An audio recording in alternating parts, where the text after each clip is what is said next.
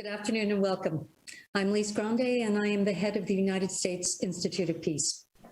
USIP was established by Congress in 1984 as a public, nonpartisan national institution dedicated to preventing, mitigating, and resolving violent conflict abroad.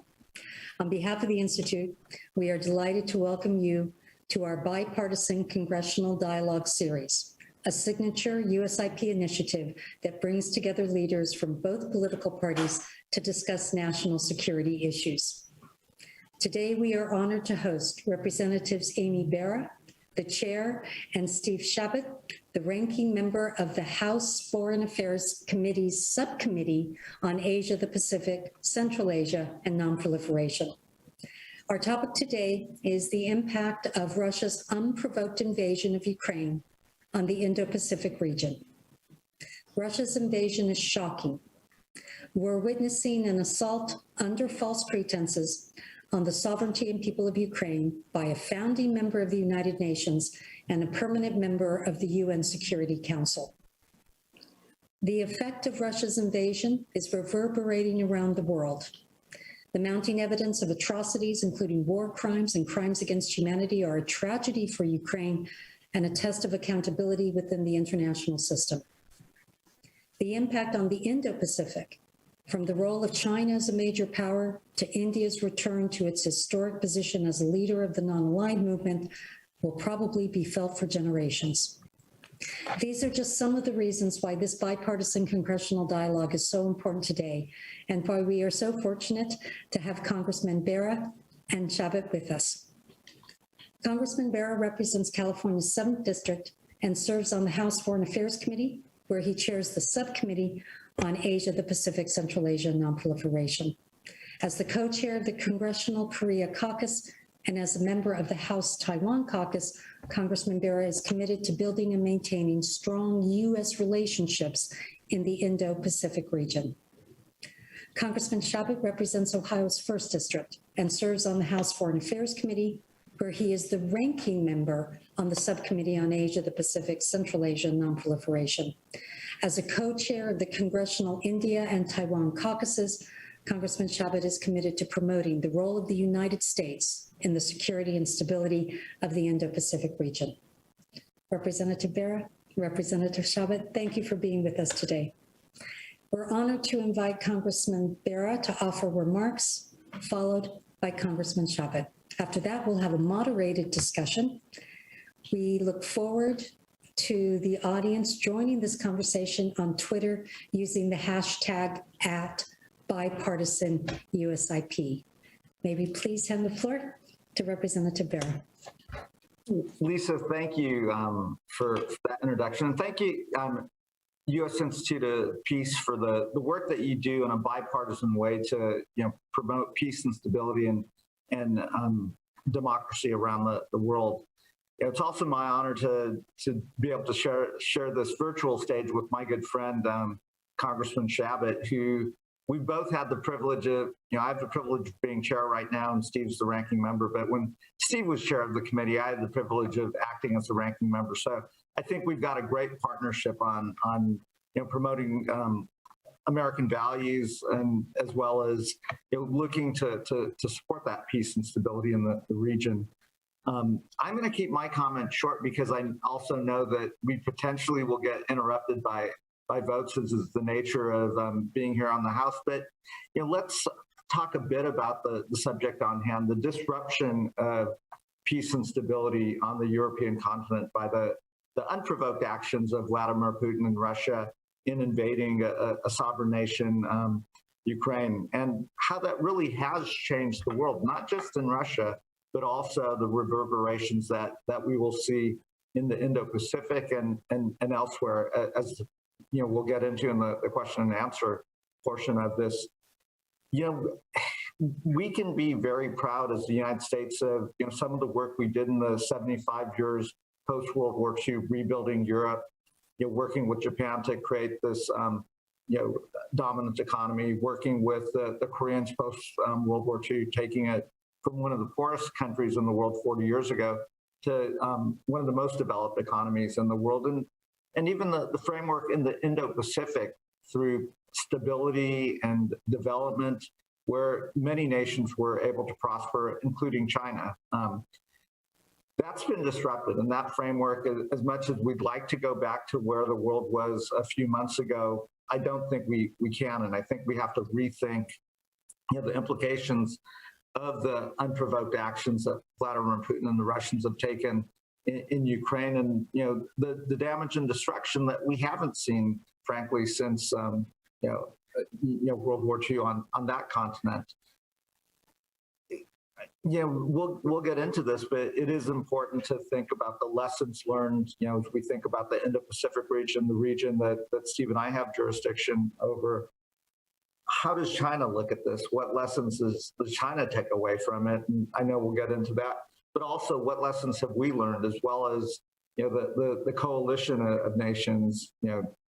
Europe, NATO's come together, but also Japan, Australia, and we've watched. And if there's time, we can discuss, how India has tried to maintain that neutrality. But as a senior member of the Quad and an important member of our strategy in the Indo-Pacific, and as a country that has its own territorial integrity issues with a northern neighbor, this is a time for India also, as growing world power, to also choose sides. So, I'll stop with that, so we have plenty of time to have an interactive conversation, and pass it back to you, Lisa. So thank you for doing this. Congressman, thank you so much for your interesting opening reflections. And if we may please hand the floor to Congressman Chabot for his first comments.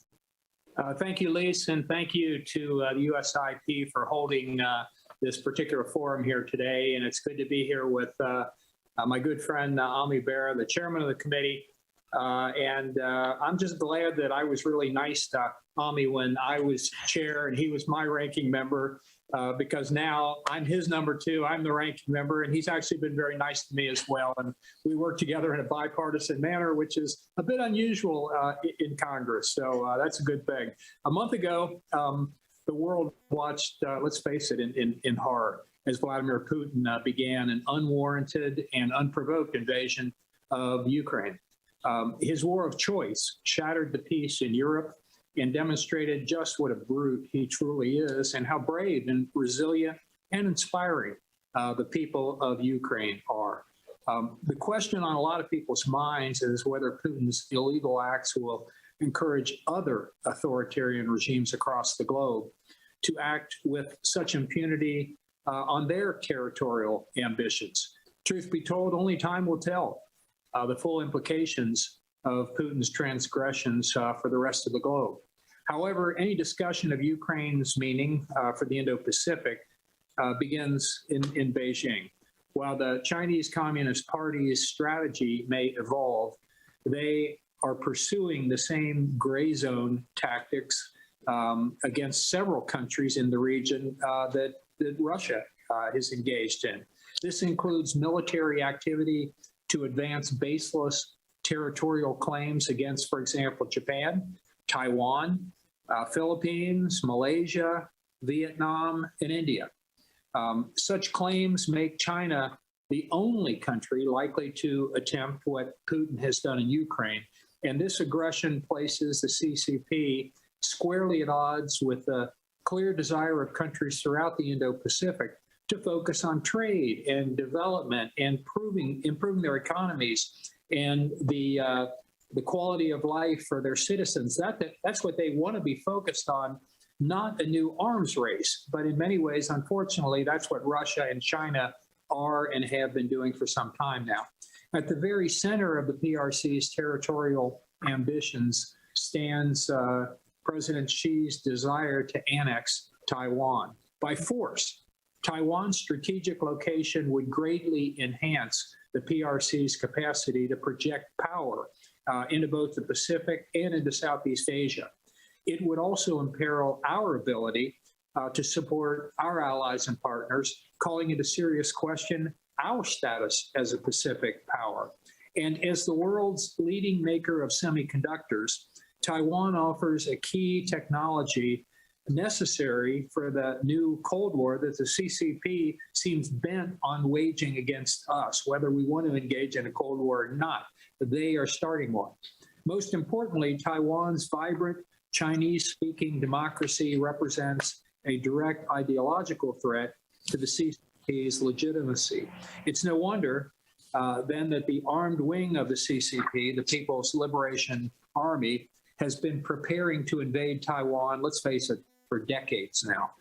In light of these CCP ambitions, I think the biggest implication of Putin's invasion for the Indo-Pacific and for Washington is that Ukraine must serve as a wake-up call, that we must deter Xi from following Putin's playbook. Hopefully, he's learning the right lesson here. Don't bite off more than you can chew. And hopefully that's what he's learning, not that aggression is something that's actually going to work and that you're going to benefit from. And that's why I hope and pray that we don't unnecessarily and prematurely pressure the Ukrainians to settle with the Russians having gained any land or particularly significant amounts of Ukrainian land. So that's, we want peace, but we don't want Putin to benefit from his hostile actions toward a freedom-loving, peace-loving country, Ukraine. So thank you very much, and I look forward to participating here. Congressman, thank you very much. And both of you have raised the very interesting set of questions about what's similar between Russia's behavior in Ukraine and China's behavior in Taiwan, and what's different. Are they both an example of the same kind of thing? Are they being driven by different dynamics? So what's the same about those two parallel tracks and what's different about them? Congressman Bera? You know, I think what's same is, you know, Xi Jinping has been taking China into a very authoritarian direction, consolidating power. You know, you'll see the Chinese Communist Party's, you know, party meetings coming up, and I think you'll see a further consolidation, much as Vladimir Putin has been doing over the last 2 decades in Russia. So the internal politics of Russia and China have been very much going in that same direction, which is why I think, you know, those two leaders have grown closer together. You know, clearly both have stated their ambitions. Mr. Putin, his ambitions to take Ukraine, and Xi Jinping's ambitions to reunify Taiwan and bring Taiwan back in. So I think the broad 20,000-foot level is the same. I think there's logistics differences. Obviously, you know, Ukraine is, you know, connected by land to Russia, whereas, you know, Taiwan's an island. The geography of Taiwan is different. Taiwan's been a thriving democracy, and the people of Taiwan have built this, you know, very well-developed economy, very integrated economy with the world. So, whereas Ukraine was kind of this young democracy, but you've seen how hard the Ukrainian people have fought. So I think there are some differences there, and so I think it's important for us to think about that. You know, other differences are, you know, from the U.S. perspective, our economy is not really super integrated with the Russian economy. So it was relatively easy for us to disinvest from Russia and for U.S. companies to make that decision. That's probably not the case with China or with any of our partner nations that have come together. You know, I think the world is pretty integrated with the second largest economy. And that's something that I know Congressman Chabot and I in the subcommittee certainly are thinking through, you know, as we think about supply chain investments, redundancy, resiliency. How do we not actually, you know, further complicate, you know, this integration of economies with China in the event that China does take an action we disagree with, but rather encourage investment in other regional players or reshoring of some of those supply chains back to the United States. I also think, you know, it's not clear what lessons China will take away from, you know, Mr. Putin's actions. I think Vladimir Putin underestimated the ability of the West, Europe, and NATO to come together fairly quickly to coalesce.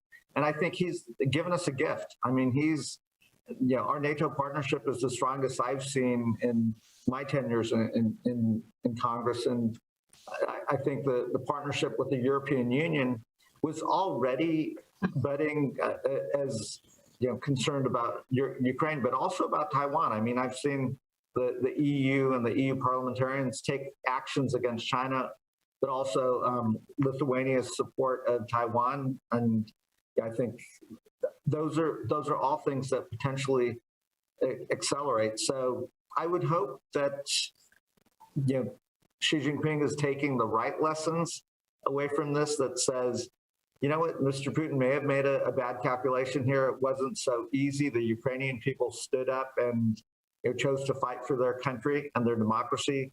And this is tragic. It didn't have to happen. As President Zelensky has told us directly, he's perfectly happy to live side by side with Russia and have good relations, but they're not going to live under Russian rule. This is their country. And I think lessons for the people of Taiwan are also watching how hard the Ukrainians are fighting for their sovereign ability to determine their path forward. And we've had those conversations with the Taiwanese and the people of Taiwan, and I think there's real opportunities moving forward.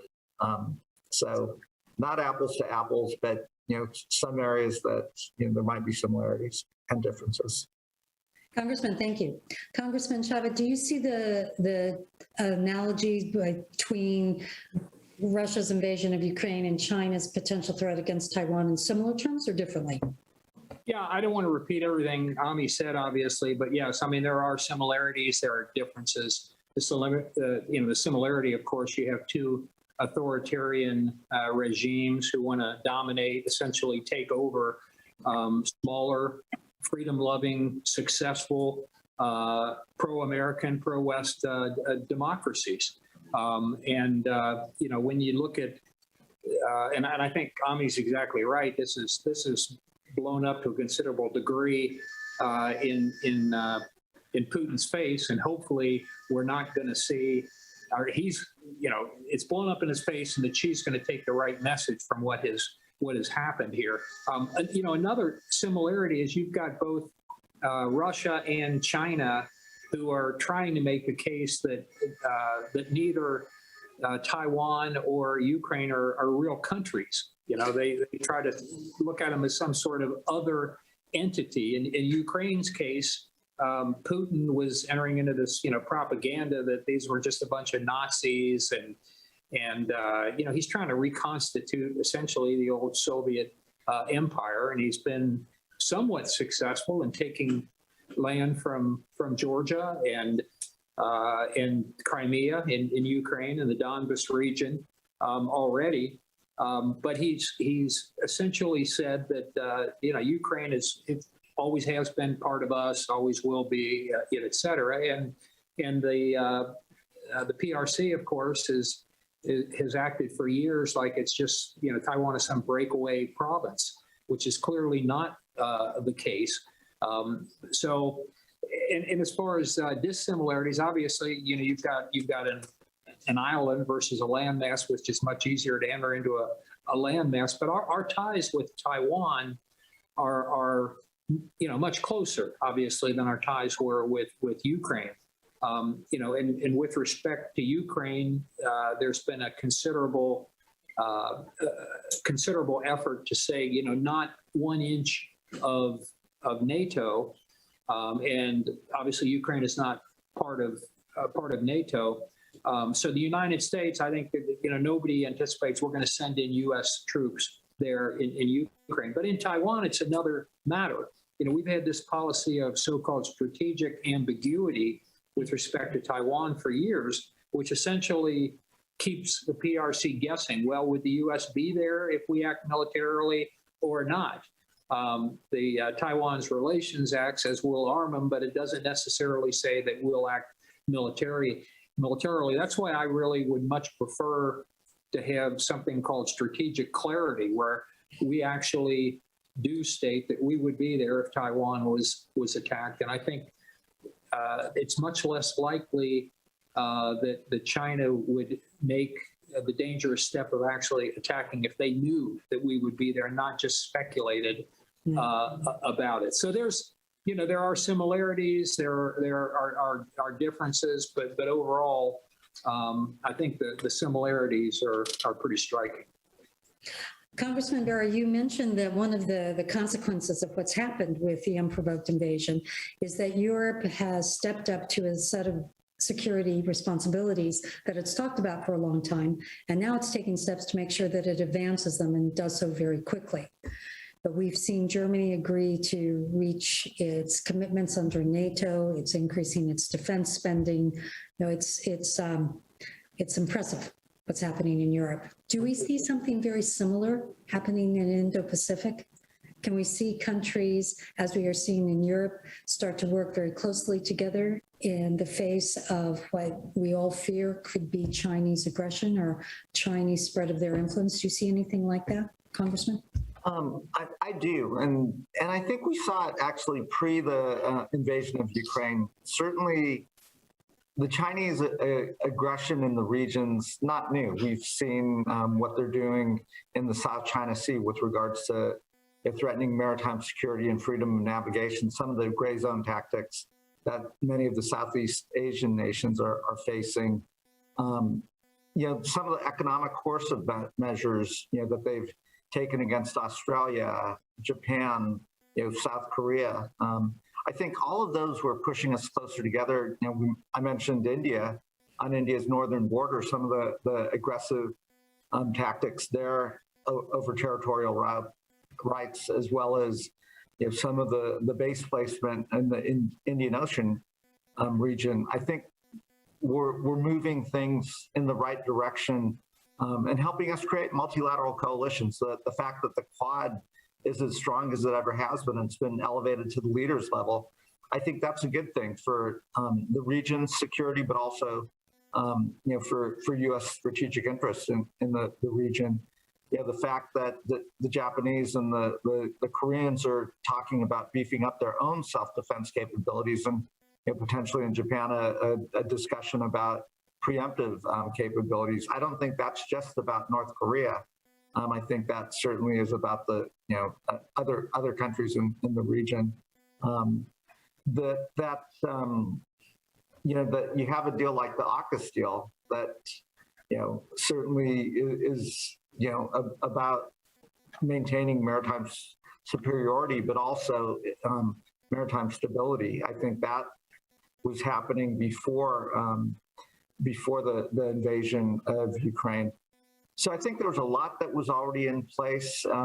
This may accelerate some of those conversations. I think one thing it does do is vis-a-vis Taiwan. I think the people of Taiwan, the government in Taiwan, probably have seen how quickly the Ukrainian people have stepped up to defend their country, and some of the preparation that went into place. I'm proud of the California National Guard, which trains with the Ukrainian military. So when I talk to our brigadier general in my district in California, where they're headquartered, he's like, we're not surprised that they know how to fight because we've been training them for a while. And that's something that, I think Congressman Chabot and I, along with others, would be supportive of doing additional training with the Taiwanese military, but also, having them look at, what their conscription service looks like. What does a reserve force look like?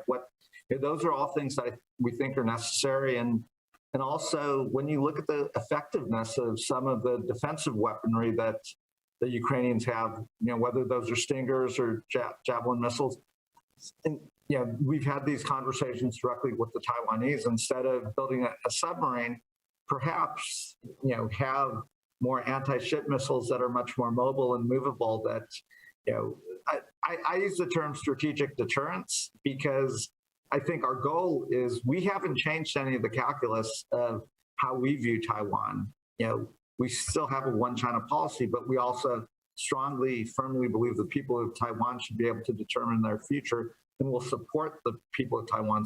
It's China's aggressive nature that is really changing the calculus. And I'll close with this. Mr. Putin will say, well, it was NATO that provoked his actions. I 100% disagree with this. Vladimir Putin chose to do this on his own. He's always said he wanted to do it, and he instigated this. And what we're seeing is his provocation is forcing NATO to now, as you've said, do something that we were never able to accomplish, actually fully fund their self-defense capabilities. Mr. Putin accomplished something that no Republican or Democratic president could accomplish. And, I think that is a permanent change. And I think that's a good one. So Vladimir Putin is the one who's changing the tenor and calculus in Europe. Xi Jinping is the one who's been changing the calculus and tenor in the Indo-Pacific. And anytime he says, well, I'm just reacting to the Americans, that is absolutely falsehood. We were happy with the framework that was prosperous for all of us in the last 40 or 50 years, but he's changed the calculus now. Congressman Chabot, one of the interesting issues, when we think about the difference between China and Russia and their aggressive behavior, we are, as Congressman Bera said, very linked into the Chinese economy. And so the use of sanctions, which we've done very muscularly in the case of Russia, would have different consequences if we did it with China, particularly if China retaliated with some kind of economic sanctions against us. How do you see the use of sanctions in the case of China and also in Russia? But also, are there things that we can be doing to protect our supply chains and to protect the parts of our economy that we don't want to be retaliated against in case we end up going in that direction with China? Yeah, we've clearly become far too dependent on the Chinese supply chain. We saw that at the beginning of COVID, when obviously they first of all denied that they had anything to do with it starting, and they said it might have been U.S. military over there and that sort of craziness. But we know it started there, and they were, rather than being open and honest so the world could deal with this pandemic and maybe get ahead of it and save a lot of lives, they were in the process of cornering the PPE market. And so we were dependent upon that, and we're dependent upon them in so many ways. We're dependent upon them in rare earth minerals. They've been cornering the market in Africa and in the Congo and other regions of the world, which we have to be very careful about. We're talking about, climate change, and some people obviously see it as a greater emergency than others, but nonetheless, it's something we're dealing with. And so we need batteries, and they're cornering the market on cobalt and a whole lot of things that we need for that and others. So we clearly have to be less dependent on China than we are now, and so do our allies across the globe. And when it comes to sanctions, we have to, it's easier relative to Russia to get our allies involved there, and it's working to a considerable degree, other than the Europeans now are too dependent upon Russian sources of energy. That's a real problem, and that's why the sanctions haven't been as effective as they otherwise could be. But when it comes to China, not only us, but our allies are so dependent on China and the supply chain there, is that it's going to make it a lot tougher to sanction them if they take military action against Taiwan, for example. And also their economy is so much larger that, the Europe, I think it was, they talked about Russia as being essentially a gas station, with a bunch of oil that the rest of the world gets, not a real country. China is a pretty dynamic economy that much of the world is dependent upon. So I'll just leave it there. I think we've all noticed that in the votes in the UN, that there were a number of countries in Asia that abstained. And we'd be very interested in your reflections on what's behind those abstentions. What do they mean? And very importantly for us, what does it mean in our efforts to try and maintain an open, free trading Asia and Indo-Pacific region? Congressman Bera first. Yeah, so we saw some abstentions from major countries that we have strong relationships with or building stronger relationships with, and in this case, I'd cite India as abstention, but also the initial Indonesian abstention. Ultimately, they did vote for the resolution at the end, but did not vote to condemn Vladimir Putin's actions per se. Let's talk about the Indians, because I've spent, as the senior Indian American member of Congress, obviously spend a lot of time talking to the Indians. I think, we recognize India's dependence and long history of getting military hardware and other things from the Russians, and their need to keep that supply chain open, as they would say, for their own defense. I think the bigger concern right now is, maybe there were members that were willing to overlook the abstention on the vote, but now the reports of a potential rupee for ruble exchange, which really would undermine the sanctions, the possibility of increasing their purchase of energy at discounted rates, which would allow Mr. Putin a lifeline to continue his unprovoked actions and terroristic actions in Ukraine against the Ukrainian public. That's something that I think if the Indians go down that path, they've enjoyed strong bipartisan support in Congress from Democrats and Republicans. At one time, the largest caucus was the caucus on India and Indian Americans. I think Taiwan, and Steve will correct me if I'm wrong, but I think the Taiwan caucus now is the largest, demonstrating the bipartisan support for Taiwan. I think damaging that, puts India in a difficult place. And as I pointed out to the Indians, they have their own territorial integrity issues with a neighbor to the north in China. I would also say that, if China were to, incur on their sovereign territory, I don't think Russia is going to come to their defense and, defend themselves, because I think Russia is going to play to China more than they play to India. And we want to build our partnership with India. There's a reason why we're elevating the Quad. It's becoming much more important. There's a reason why we do more naval maritime activities with India than I think almost anyone else, because we understand that we have very similar values. And and obviously we're watching what's taking place in Pakistan as well, a country that doesn't get talked about a whole lot, but we've seen Imran Khan visit Russia, say some pretty negative things about the United States. And obviously, if Pakistan wants closer ties to the United States, what Imran Khan is doing and stating and is an utter falsehood, that he's undermining the Constitution of Pakistan, and that's certainly a country that India ought to be paying attention to as well. And so, Congressman Chabot. Yeah, well, once again, I don't want to repeat, everything that Ami just said, because he said it all so well.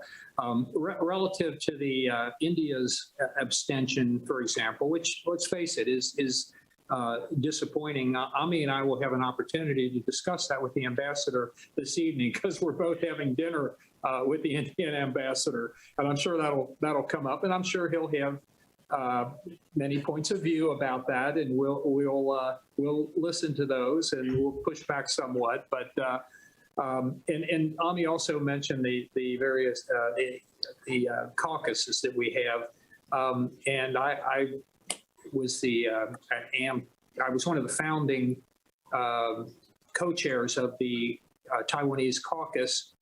We started about 20 years ago. And I'm the current co-chair of that caucus. And we were always second to the India caucus, but the Taiwan caucus actually surpassed, I think we have 199 members or something like that, which is now the largest caucus, even larger than India caucus.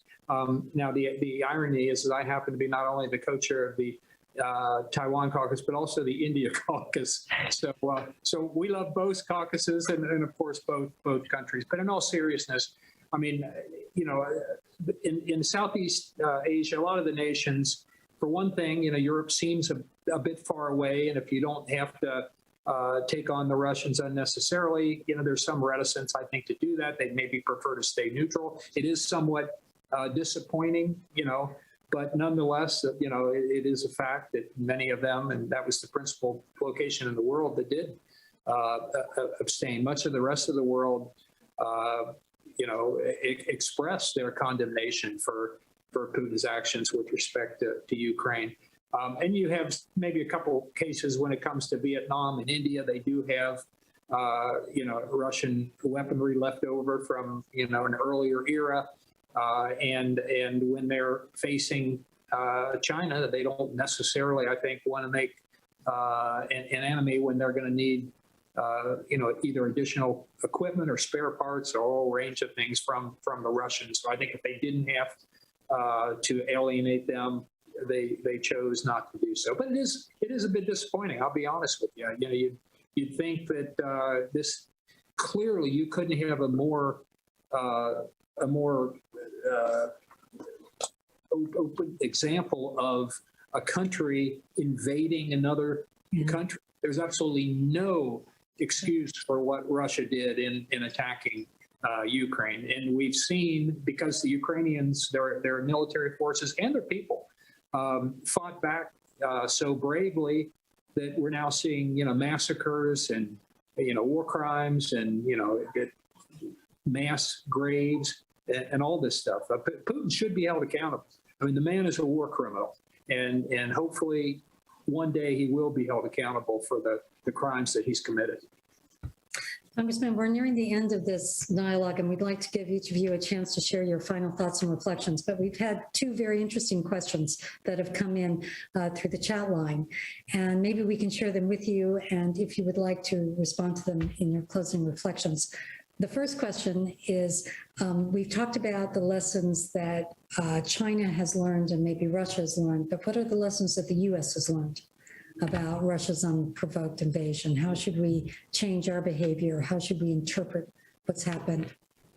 And then the second very interesting question was, and Congressman Chabot, it relates to your very interesting point about moving from strategic ambiguity to strategic clarity in the case of Taiwan.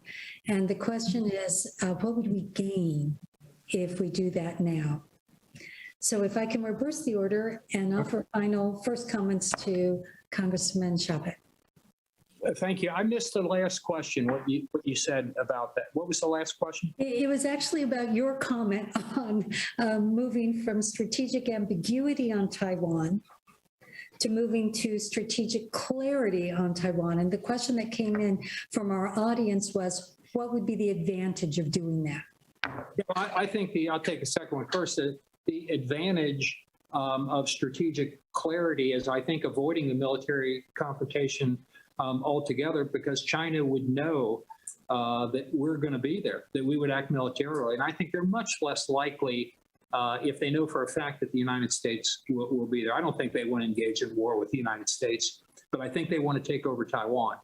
And I think if we leave it ambiguous, if you look at, you know, the U.S. behavior on some occasions, I think Afghanistan is an example of that. I think when we, and I'm not saying that a lot of people didn't think it was time to pull out of Afghanistan. We've been there 20 years. But the way we pulled out of Afghanistan, I think, sent out a message of weakness to the world's bad actors.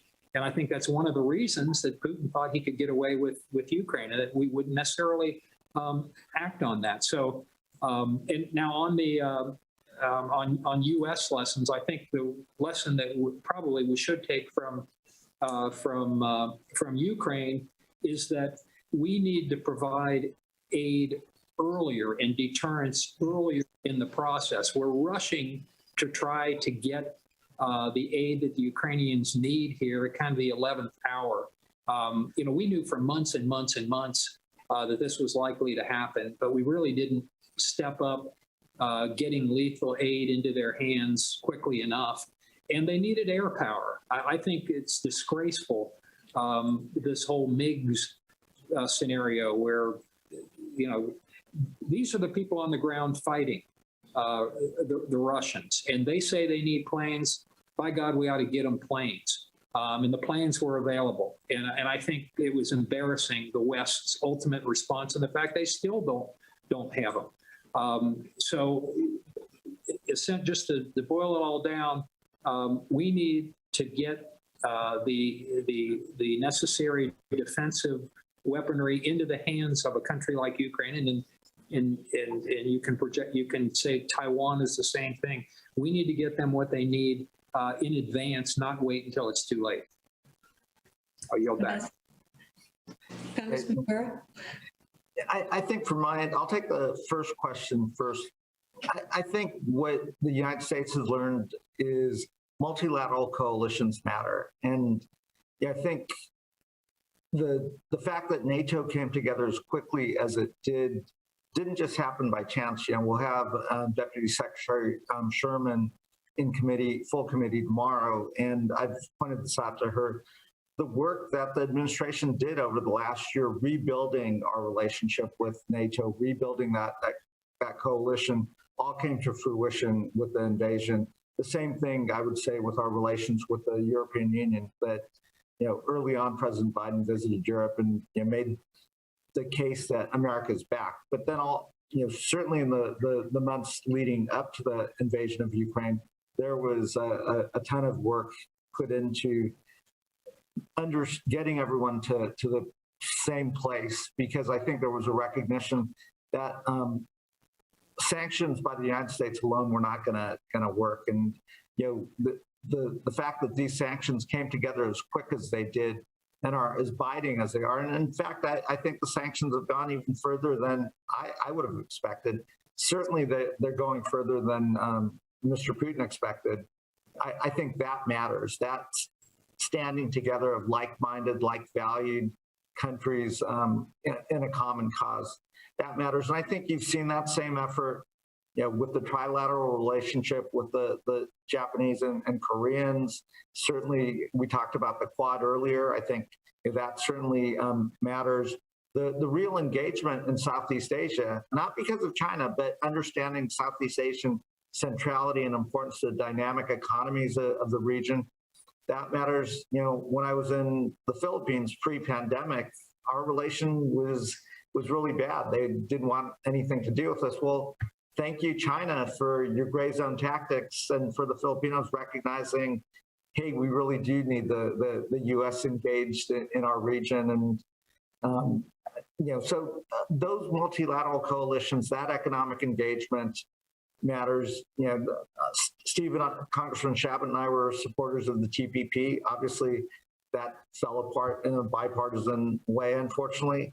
But we do need to have a real economic engagement in the region. And we're hopeful to see, as the Indo-Pacific economic framework comes together, a real framework for economic engagement in a bilateral, multilateral way. That's good, not just for us and the other partners, but for all the countries in the region, including China. And I think that's possible. So I think the lessons that we can all learn is, if we stand together on our values and principles, I think the values of democracy can defeat the values of autocracy. If we try to do it on our own, in today's 21st century world, I think that's what the autocrats like Putin or Xi Jinping are counting on. And we may not be able to do it by ourselves. Congressman, we're delighted that you were able to join us today. Congressman Bera, in one of your introductory comments, you reflected on this incredible period of prosperity and stability that the U.S. has presided over with our allies and our partners for many years. And we also reflected together on the fact that one of the cornerstones of America's security and foreign policy has been its bipartisan nature. And you two, if we may say this, are proof that this very proud tradition in U.S. foreign and security policy stands today. We thank you for your leadership. We thank you for being with us. And we hope that we have a chance to be together again very soon. Thank you both. Thank you. Be well, be kind.